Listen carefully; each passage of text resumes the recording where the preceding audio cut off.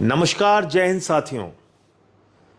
ही खीखी जबरन गले पड़ो प्रधानमंत्री नरेंद्र मोदी जी ने देश को एक तोहफा दिया है, महंगाई का तोहफा। और वो तोहफा क्या है? घरेलू सिलेंडर का दाम 60 रुपए बढ़ गया, कॉमर्शियल सिलेंडर का दाम 120 रुपए बढ़ गया। और जानते हैं महंगाई क्यों आई? ये महंगाई आई प्रधानमंत्री की ही खीखी वाली नीति के कारण। इस महंगाई का कारण सिर्फ और सिर्फ नरेंद्र मोदी हैं। जी हां, जानबूझकर इस देश को महंगाई की आग में झोंकने का काम भारत के प्रधानमंत्री ने किया है। कैसे, वो मैं बताता हूं आपको। हार्मोज समुद्री मार्ग है जिसका 50% हिस्सा ईरान में आता है, और उस हार्मोज समुद्री मार्ग से प्रतिदिन 60% कच्चा तेल भारत का आता है और 50% गैस भारत की आती है। मोदी जी को यह बात मालूम थी, हमको आपको नहीं मालूम था। हमने भी रिसर्च किया, तब हमें मालूम हुआ। मोदी जी को यह पता था कि ईरान के रास्ते से ही हमारा कच्चा तेल और गैस आती है। तो आपने ईरान से अपने रिश्ते क्यों बिगाड़े? आप क्यों उछल कूद करके इजराइल पहुंच गए? 2 दिन पहले हमले के, युद्ध के 2 दिन पहले आप वहां पहुंच गए, आपको फर्जी मेडल पहना दिया गया और आपको बड़ी बड़ी बातें आप वहां पे कह के चले आए कि भाई इजराइल तो हमारे लिए बाप का लैंड है, फादरलैंड। वहां आप पहुंच गए और जब आप वापस आ गए हिंदुस्तान, उसके बाद वहां युद्ध हो गया। खामेनेई की हत्या कर दी इजराइल और अमेरिका ने, जो वहां के सुप्रीम लीडर थे। आप संवेदना के एक शब्द नहीं बोलते उनके लिए। 160 स्कूली बच्चियां मार दी जाती हैं, आप एक शब्द नहीं बोलते। आपने ईरानी नौसेना के जहाज को मेहमान के तौर पे हिंदुस्तान में बुलाया।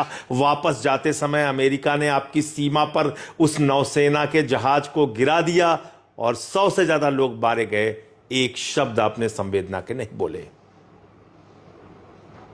ईरान आपका परंपरागत मित्र है, उसने आपको सस्ते में तेल उपलब्ध कराया है। उसने 1994 में ऑर्गेनाइजेशन ऑफ इस्लामिक कंट्रीज के खिलाफ, जब वो कश्मीर का मसला लेकर यूनाइटेड नेशंस में जा रहे थे, तो आपका साथ ईरान ने दिया था उस वक्त, प्रधानमंत्री जी। और आज ध्रुव राठी का एक वीडियो आया, देखिएगा। भारत का कोई भी प्रधानमंत्री इतना नहीं झुका जितना आप झुक गए। सब मजबूती से खड़े रहे अमेरिका के खिलाफ।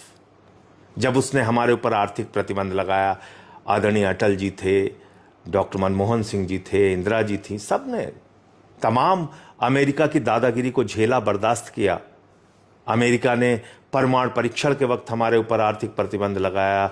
उसने 71 के युद्ध में हमारा विरोध किया, 7वां बेड़ा भेज दिया।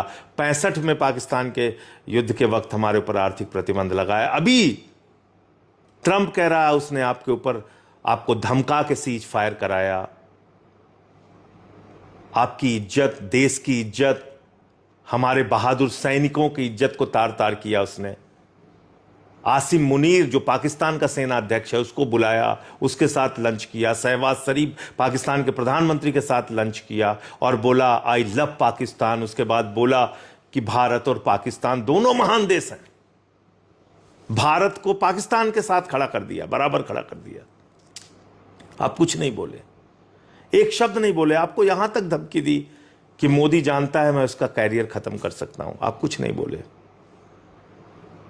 अभी वहां का अधिकारी कह रहा है रूस से तेल खरीदने की हमने परमिशन दे दी है 1 महीने के लिए। आप परमिशन लेके काम कर रहे हैं मोदी जी। आपने ट्रंप को भारत का राजा मान लिया है, भारत का शासक मान लिया है। 190 साल तक अंग्रेजों के गुलाम रहे हम, और उसके बाद हमारे क्रांतिकारियों के बलिदान के बदौलत जो आज़ादी मिली, उस आज़ादी को आपने गिरवी रख दिया है। अब आपको अमेरिका से परमिशन चाहिए रूस से तेल खरीदने के लिए। और आप किस अमेरिका के साथ खड़े हैं जिसके साथ उसके देश के लोग नहीं खड़े हैं? एक पायलट की तस्वीरें चल रही है, उसने कहा हम इजराइल को नरसंहार के लिए हथियार देने नहीं जाएंगे। उस पायलट को गिरफ्तार कर लिया गया। न्यूयॉर्क की सड़कों पे ट्रंप का विरोध हो रहा है। उसके तमाम एप्स्टीन फाइल में इतने घिनौने वीडियो आए हैं जिसका विरोध हो रहा है ट्रंप का। उसकी पार्टी के लोग उसका साथ नहीं दे रहे हैं, उसके मागा वाले उसका साथ नहीं दे रहे हैं, अपोजिशन पार्टीज विरोध कर रही हैं। नॉर्वे ने विरोध किया, इटली ने विरोध किया, यूएस ने, रूस ने विरोध किया, चीन ने विरोध किया, यूके ने विरोध किया, फ्रांस ने विरोध किया, स्पेन ने विरोध किया। छोटे छोटे देश, 5 करोड़ की आबादी वाला देश है स्पेन। लेकिन आपके मुंह से विरोध में एक शब्द नहीं निकले कि 160 बच्चियों की मौत गलत है, नौसेना के जहाज को इस तरह से उड़ाना गलत है, ईरान के सुप्रीम लीडर को मारना गलत है। आप एक शब्द नहीं बोल पाए प्रधानमंत्री जी। और आपकी गलत नीतियों के कारण 60% कच्चा तेल, 50% गैस हिंदुस्तान में आना रुक गया, महंगाई बढ़ गई देश में। और इस महंगाई का फायदा कौन उठा रहा है? आपका सबसे करीबी दोस्त, वही भ्रष्टाचारी जिसके नाम आपने सारा देश नीलाम कर दिया है। देश के लोगों, याद रखो, तुम्हें पता होना चाहिए, अडानी ने 3 गुना गैस का दाम बढ़ा दिया। ATGL, Adani total gas limited, जाके पढ़ लेना, देख लेना। और इतना ही नहीं, अंधभक्तों, आप नेतन्याहू को जिताने के लिए पूजा कर रहे हो ना। वो नेतन्याहू कौन है? इसको भी जरा सर्च कर लेना गूगल पे, तुम्हें मिल जाएगा। नेतन्याहू वो है जिसका बेटा एक तस्वीर डालता है मां दुर्गा की, ये आपत्तिजनक तस्वीर डालता है, जिसको गले लगाते फिर रहे हैं नरेंद्र मोदी जी, जिसको जिताने के लिए तुम लोग पूजा कर रहे हो अंधभक्तों। ये नेतन्याहू का बेटा मां दुर्गा की ये फोटो ट्वीट कर रहा है, आपत्तिजनक फोटो। कुछ तो शर्म करो। इसलिए मोदी जी, आप एप्स्टीन फाइल के दबाव में हैं, पूरा देश जान चुका है। एप्स्टीन फाइल में आप बुरी तरीके से फंस चुके हैं। आपने इजराइल की पिछली यात्रा भी एप्स्टीन के कहने पे की थी, आप वहां नाचे गाए, जो जो आपने किया। इस यात्रा के बाद युद्ध शुरू हो गया। युद्ध के विरोध में आपने एक शब्द बोला नहीं। और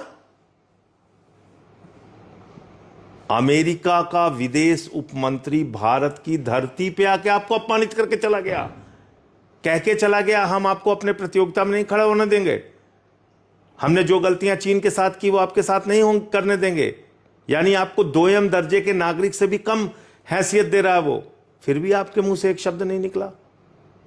तो इसलिए आप एप्स्टीन फाइल के जबरदस्त दबाव में है मोदी जी। उसमें हरदीप पुरी जी फंसे हुए हैं, अनिल अंबानी आपका दोस्त फंसा हुआ है। उस एप्स्टीन फाइल में तमाम खुलासे हुए हैं। आपके दोस्त, जिगरी दोस्त अडानी को भ्रष्टाचार के मामले में सम्मान मिला हुआ है अमेरिका में। अब आप बोल नहीं सकते, अब आप कुछ नहीं कर सकते।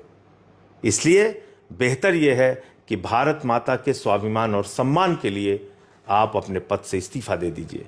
आपको अपने पद पर बने रहने का हक नहीं है। आप भारत के गौरव, भारत के सम्मान, भारत के स्वाभिमान, भारत की संप्रभुता, भारत की प्रतिष्ठा को अब आप नहीं बचा सकते। आपने सब कुछ गिरवी रख दिया अमेरिका के आगे। अपने पद से इस्तीफा दीजिए। और अब तो आपने इजराइल को फादरलैंड मान ही लिया है। उन्हीं की चमचागिरी कीजिए, अमेरिका की चमचागिरी कीजिए, देश को बख्श दीजिए।